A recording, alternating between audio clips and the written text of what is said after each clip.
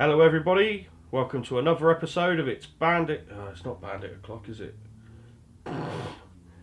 Wicked looking bandit, mate. Hello everybody, welcome to another episode of It's GSX-R O'Clock.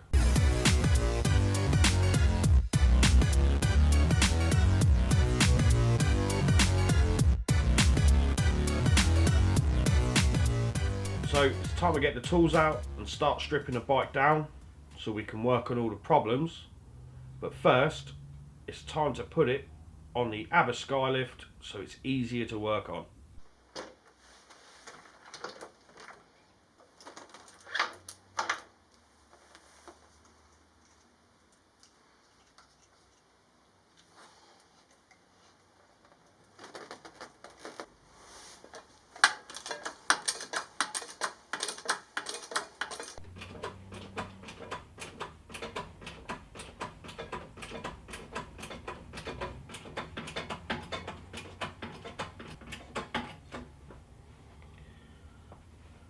So, now the bike's off the ground, it's going to be much easier to work on. It's time to get the tools out. It's tool time. So I'm going to show you through the selection of tools that I need to strip the bike down, which isn't too much at all really. So we start off on the left, we have a selection of sockets, they're 3/8. We also have a 3/8 extendable ratchet, a couple of extension bars. We also have a set of Allen keys. We have a selection of spanners, 24mm to take the front wheel out. We have a ratchet screwdriver that we can change the ends on and comes in rather handy. We have a stubby Phillips screwdriver because it just makes life easier in tight spaces. We also have a small flat-headed screwdriver, they do come in handy as well, and we also have an oil filter wrench, but we probably won't use that for a while until we do the service. So that's all the tools I should need to strip the bike down. Right, let's get to it.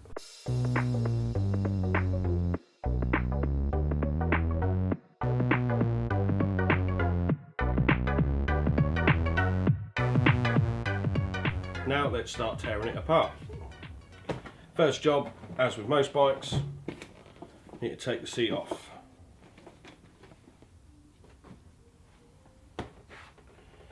Next job is there's one little Allen key just down here I need to undo, and then this big side panel comes off.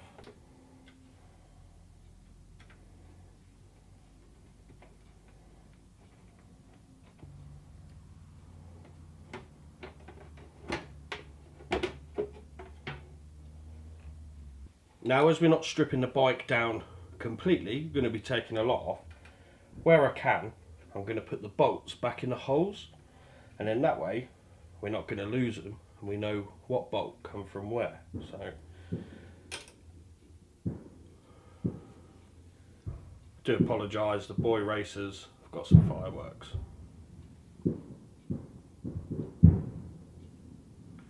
I've also got some small tubs and some bags I can put bolts in where it's not practical to put the bolt from where it came from.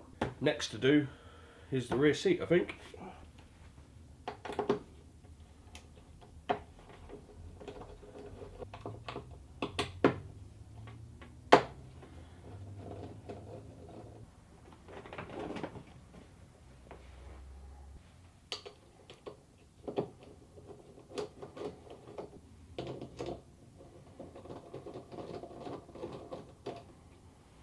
I think next, this grab rail is going to come off, and that way I can take the rear panels off.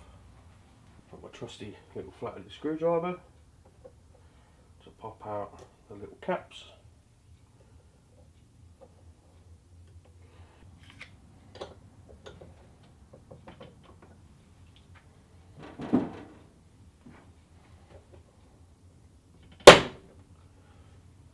I don't think that's been undone for a while.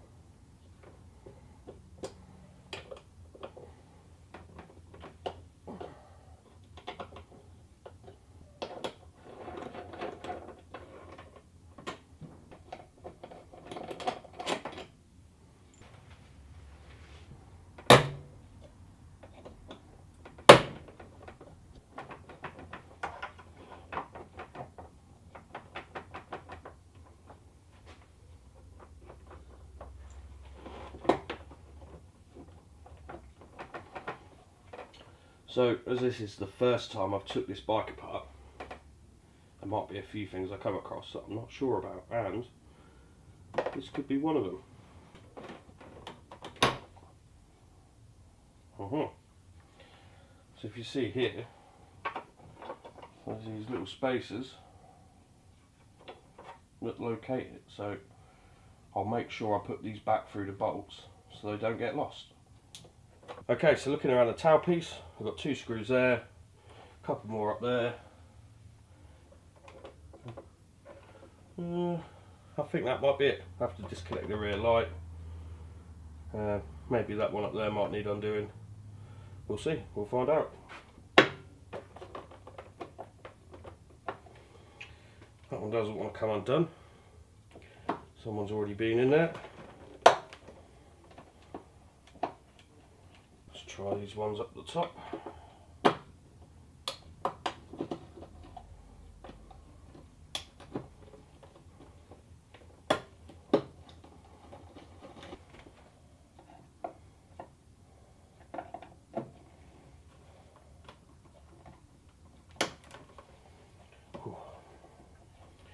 Like I said, I don't think a lot of this bike's been undone in probably 10, maybe 15 years. Now it's a bit hard to see, but just in here there are some screws and they're actually done up from under the under tray. They're a bit rusty, but hopefully we should be able to get them out.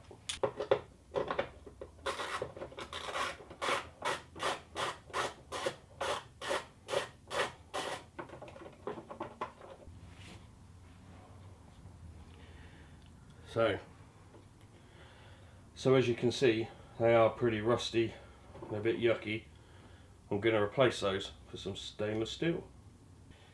Now if I disconnect the rear light, I believe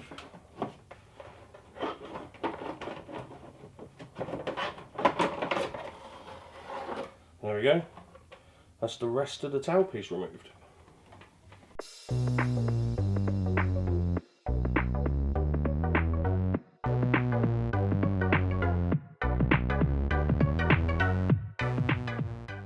So the next part to come off is the tank. There's 2 10mm bolts just down here, and then I'll need some pliers to take the fuel hoses off, and then that'll be the next piece removed.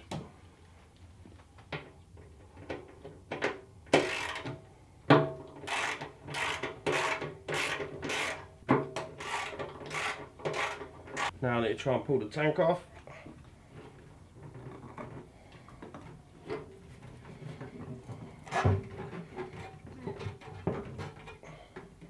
There's more fuel in this than I thought there was. It feels a little bit heavy.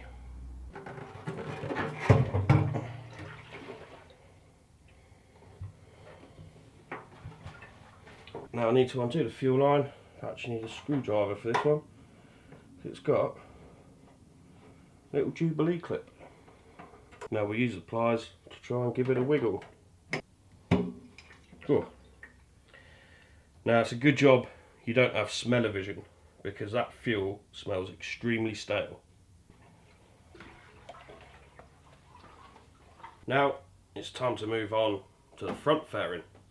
First thing you need to take off is the belly pan, then we'll take the mid panels off, and then we'll take the top fairing off, but that might be a little bit awkward because there's a few wires and bits and bobs to disconnect, but we'll crack on. This panel should be nice and easy. I've got 3 bolts here, one down there, and it should come off. I've took the ones off the other side just to make life quicker and easier, so let's see how we get on.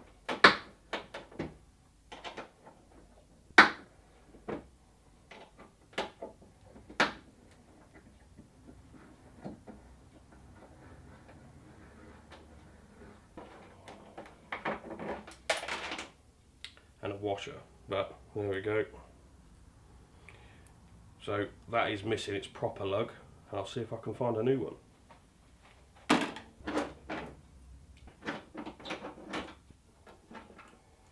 So this could just fall off. There we go. One more bit removed. The mid panel is the next one to get off, so I'm going to loosen that one here, that's actually bolted up to the cylinder head, and then just this three here, and it should come off.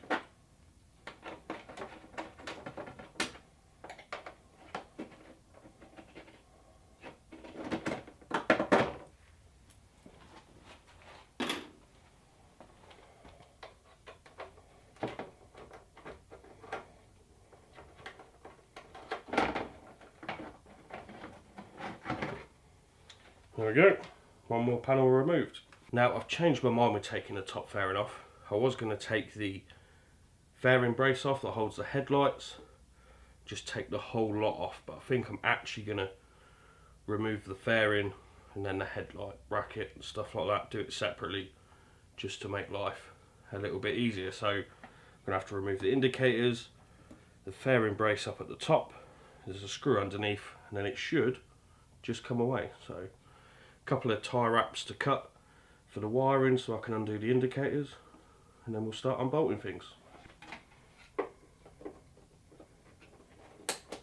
Now, not something you want to find is taped up electrics, so let's see what horrors we find. We've got some push connectors, so it might not be as bad as I first thought. There we go, that's not so bad. Right, now I think I'm going to need a 14 or a 15mm spanner. Let's try the 15 first. There we go.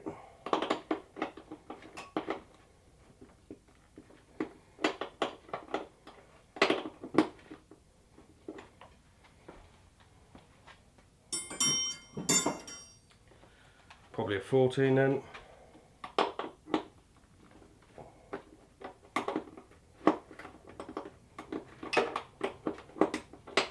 Couple of turns is normally enough on the old indicators. Let's hope we can get the nut past the connectors.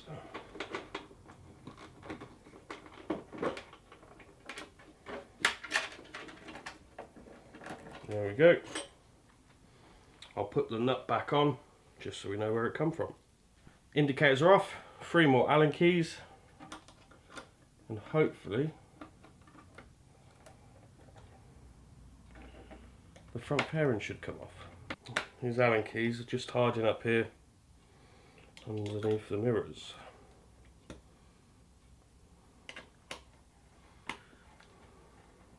Now I'm hoping this little Allen key under here will come undone, and then the front fairing will come off. So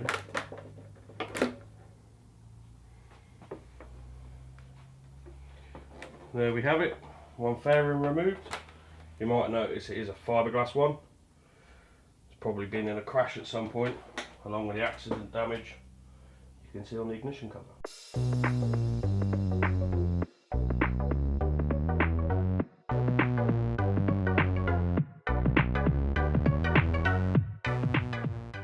Now we've got all the bodywork removed, I'm going to move on to the rear brake. Just going to take the rear caliper off. So I'm going to undo the caliper bolts, the torque arm, and then the one for the line, and then we can get it off. So let's crack on. So that brake line's in the way of that bolt, so I'm going to have to loosen that, push it down, and then nip it up quick so we don't lose any fluid.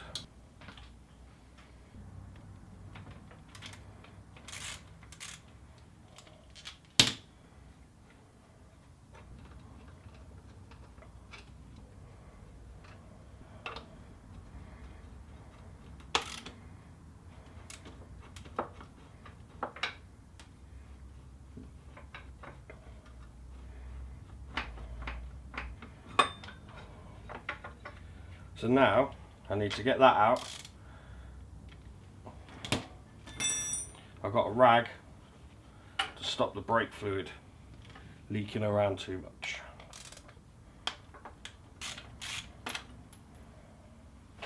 So as you can see, the caliper's been sat in there a little while. It had been powder coated, but something's got under the powder coating and started to lift it. But from the front it don't look too bad. Now the next job is to get the front calipers and master cylinder off.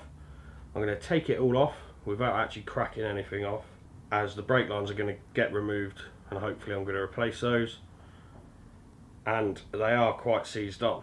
Now up here with a master cylinder there's actually quite a bit of play in the lever, which is bad because they're unadjustable, and it's like the plunger has sucked into the master cylinder and like put the pressure on the calipers, so it could be a bit tough to get off, but I'm going to get Bill to give me a hand just to make life a bit easier. So everybody say hello to Bill.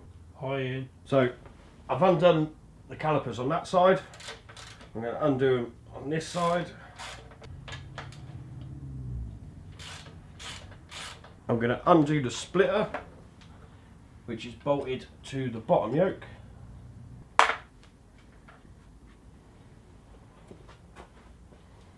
And now unfortunately this is where we need to get a little bit violent with the bike. I'm using a rubber mallet to gently tap the calipers without trying to damage the powder coating, and try and free them off so we can actually get them off the disc. So fingers crossed for this bit.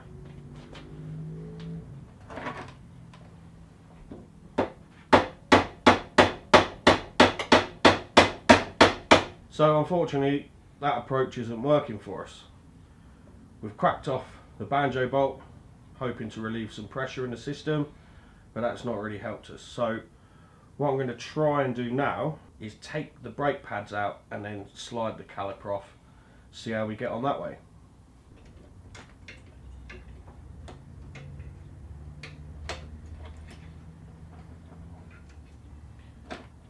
These clips like to ping off, so make sure you don't lose them, because you do need them.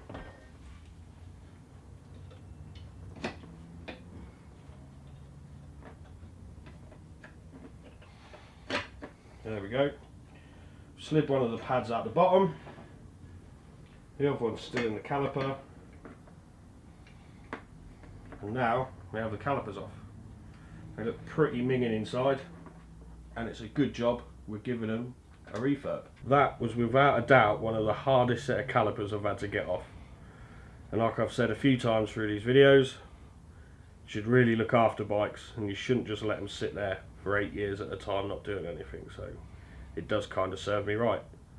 So now I'm going to take the master cylinder off, and then Bill's going to hand me the calipers, and then that should be the front brake system off.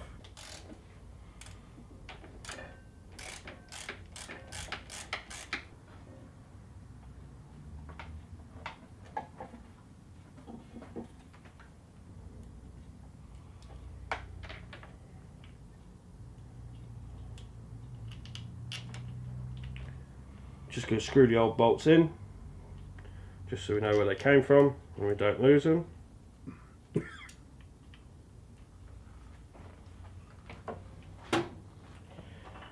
Now we've got the front brake light switch we've disconnected,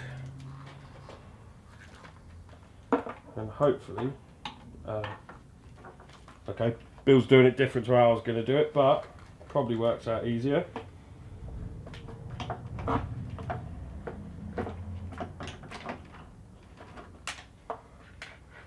And there we have it. That's the front brakes done.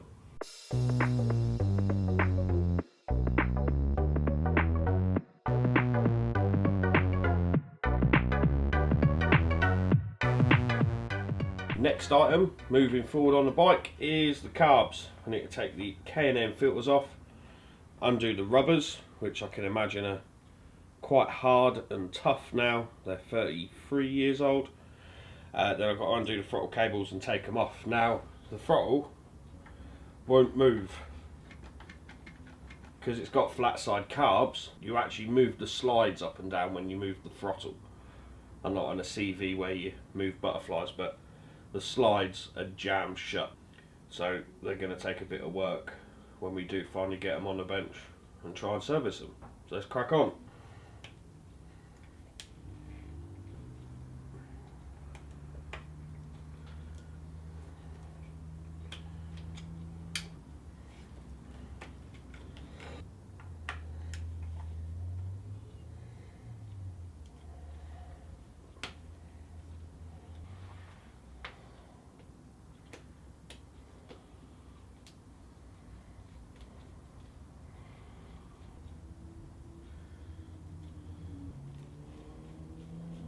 Now let's see if we can get these carbs off.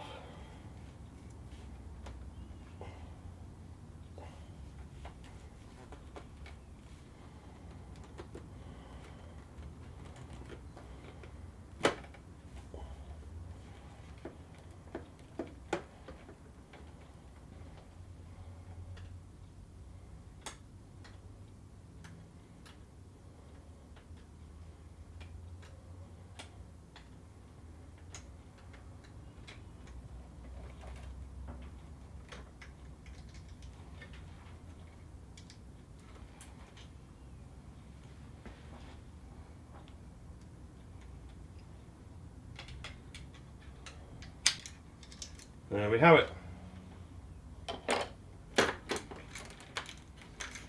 Carbs are off. Now we've got the carbs off, we don't want anything to fall down the inlets.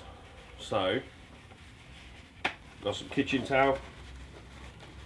We'll shove that down there.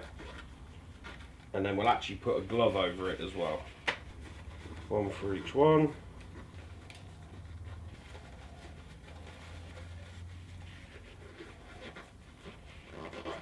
Over as well. What I will do is find some elastic bands and put them on just so the gloves don't fall off.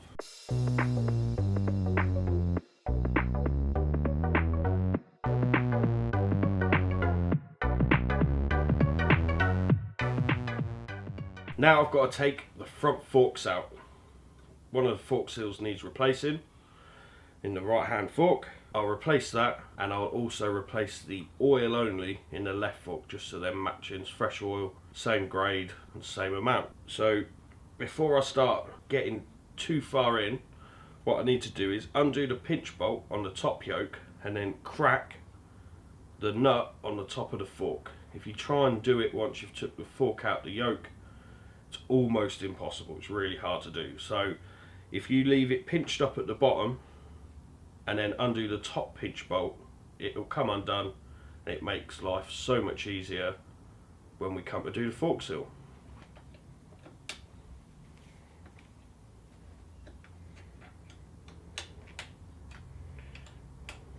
So the pinch bolt's undone, and now we can undo this top nut. There we go.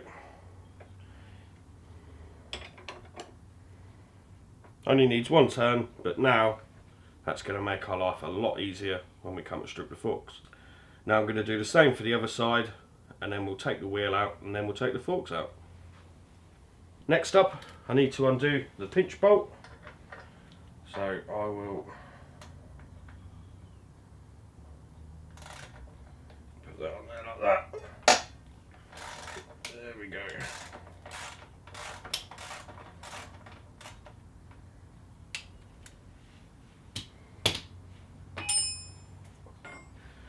Now it's time to undo the spindle nut.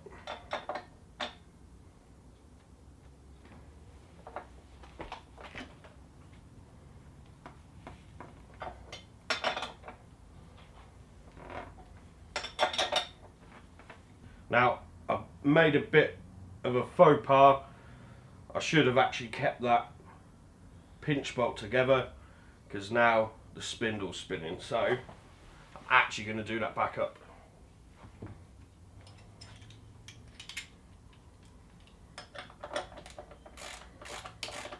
Now this should come undone.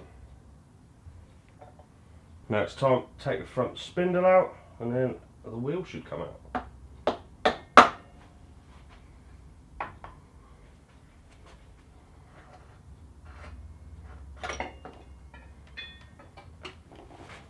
There we go. I'll put the spindle back through, and I'll put the nut on the end, and then that means we won't lose any of the spacers. Next thing I'm going to do is take the bolts out that hold the brace for the fork legs together, which also holds the mudguard. I'll take those out, and then we can drop the first fork leg out.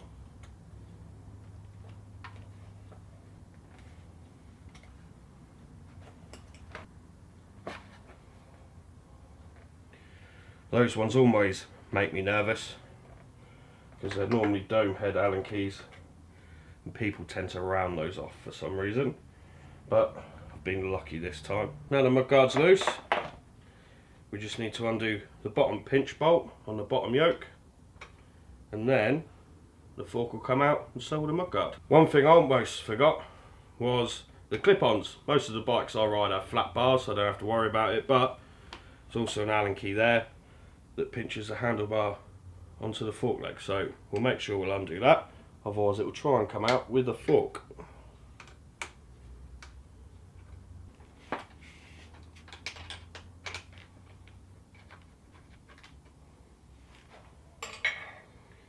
Now hopefully should be able to twist it ever so gentle.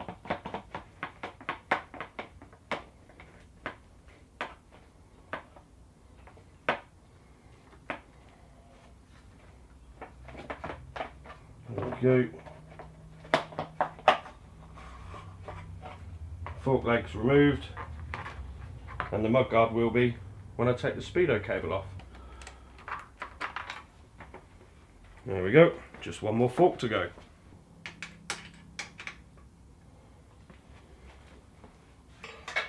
And then we give the fork leg a bit of a twist as we try and slide it downwards.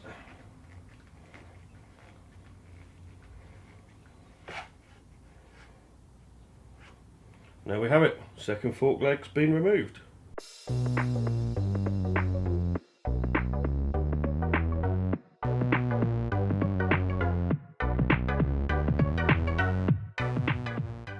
I said earlier I was going to put some rubber gloves over the inlets after I'd put the tissue in.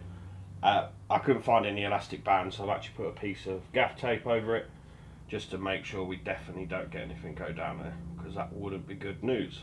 So apart from that, the bike's looking a bit sorry for itself really. We've stripped off just about everything we need to now to start recommissioning it, rebuilding it and getting it back on the road. I'd just like to say thanks to everyone that watched the video last week, to all of our regular subscribers. Thank you guys, we really do appreciate you watching it and we're glad you like the videos. Let me know how you think I'm getting on with the project. Is there anything you've spotted you think needs doing or you would do to the bike if it was yours?